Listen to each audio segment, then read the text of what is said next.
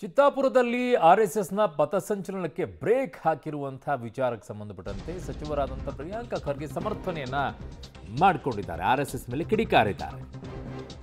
RSS ಪಥಸಂಚಲನಕ್ಕೆ ಅನುಮತಿನೇ ಪಡೆದಿಲ್ಲ, ಸಂಘದ ನೋಂದಣಿ ಪ್ರಮಾಣ ಪತ್ರ ಸಲ್ಲಿಸಿಲ್ಲ, ಉದ್ದೇಶಪೂರ್ವಕವಾಗಿ ನನ್ನ ಕ್ಷೇತ್ರದಲ್ಲಿ ಪರೇಡ್ಗೆ ಪ್ಲಾನ್ ಅನ್ನ ಮಾಡಿಕೊಂಡಿದ್ರು. ಅವರೇನಾದರೂ ಮತ್ತೊಮ್ಮೆ ಅರ್ಜಿ ಸಲ್ಲಿಸಿದ್ರೆ ಪರಿಸ್ಥಿತಿಯನ್ನ ನೋಡಿ ನಿರ್ಧಾರ ಮಾಡ್ತೀವಿ ಅಂತ ಹೇಳಿದ್ದಾರೆ ಬೆಂಗಳೂರಿನಲ್ಲಿ ಸಚಿವ ಪ್ರಿಯಾಂಕಾ ಖರ್ಗೆ ಅವರು.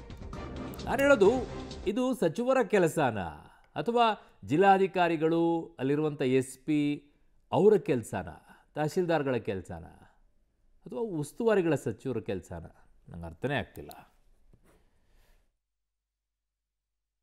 ಅವರು ಕಲಬುರಗಿ ಡಿಸ್ಟ್ರಿಕ್ಟ್ನಲ್ಲಿ ಪಥಸಂಚಲನ ನಾವು ಮಾಡೇ ಮಾಡ್ತೀವಿ ಅಂತ ಹಠ ಹಿಡಿದ್ರು. ಚಿತ್ತಾಪುರ ಮತ್ತು ಸೇಡಂನಲ್ಲಿ ನಾವು ಮಾಡ್ತೀವಿ ಅಂತ ಮುಂಚೆ ಬಹುಶಃ ಇದ್ದಿರ್ಬೋದೋ ಏನೋ, ಅವ್ರದ್ದು ಡೇಟ್ಸ್ ಅಂತೂ ಯಾವತ್ತೂ ಕನ್ಫರ್ಮ್ ಆಗಿರಲಿಲ್ಲ. ಆದರೆ ಇವೆಲ್ಲ ಆದಮೇಲೆ ಉದ್ದೇಶಪೂರ್ವಕವಾಗಿ ನನ್ನ ಜಿಲ್ಲೆಯಲ್ಲಿ ನನ್ನ ಮತಕ್ಷೇತ್ರದಲ್ಲಿ, ನನ್ನ ಪಕ್ಕದ ಮತಕ್ಷೇತ್ರದಲ್ಲಿ ಒಂದು ಸ್ಟ್ರಾಂಗ್ ಮೆಸೇಜ್ ಕಳಿಸ್ಬೇಕು, ನಾವು ಇವರಿಗೆ ಪಾಠ ಕಲಿಸ್ಬೇಕು ಅಂದ್ಬಿಟ್ಟು ಪ್ಲ್ಯಾನ್ ಮಾಡ್ತಾರೆ. ಅದಕ್ಕಿಂತ ಮುಂಚೆ ಯಾವತ್ತೂ ನೀವು ನೋಡಿದ್ರೆ ಯಾವಾಗಲೂ ಮುಂಚಿತವಾಗಿ 1 ವಾರ ಮುಂಚೆ 10 ದಿನ ಮುಂಚೆನೇ ಇವೆಲ್ಲ ಪ್ಲ್ಯಾನ್ ಮಾಡ್ತಾರೆ. ಆದರೆ ಇಲ್ಲಿ ಯಾವಾಗ ಈ ವ್ಯಕ್ತಿ ಬಂಧನ ಆಗ್ತದೆ, ಇದು ಚರ್ಚೆಗೆ ಬರುತ್ತೆ. ನಾನು ಹೇಳ್ದಂಗೆ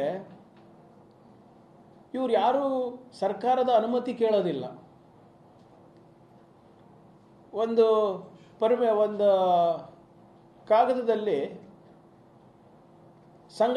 ಸಂಘದ ಹೆಸರು ಅನ್ನು ಉಲ್ಲೇಖಿಸಿ ಯಾವ ವ್ಯಕ್ತಿ, ಚಿತ್ತಾಪುರದವರು ಅಲ್ಲ, ಚಿಂಚೋಳಿದವರು ಅನಿಸುತ್ತೆ, ಮತ್ತು ಕಲಬುರಗಿದವರು, ಅವರು ನಾವು ಪಥಸಂಚಲನ ಮಾಡ್ತಾ ಇದ್ದೀವಿ, 100 ವರ್ಷ ಆಗಿದೆ RSSಗೆ ಪಥಸಂಚಲನ ಮಾಡ್ತಾ ಇದ್ದೀವಿ, ಇದು ನಮ್ಮ ರೂಟ್, ನಾವು ಈ ಗಲ್ಲಿಗಳಿಗೆ ಹೋಗಿ ಇಲ್ಲಿ ನಾವು ಪಥಸಂಚಲನ ಮಾಡಿ ನಾವು ಬಜಾಜ್ ಒಂದು ಕಲ್ಯಾಣ ಮಂಟಪಕ್ಕೆ ನಾವು ಬಂದು ಅಲ್ಲಿ ಭಾಷಣ ಮಾಡ್ತೀನಿ ಅಂತ ಹೇಳ್ತಾರೆ.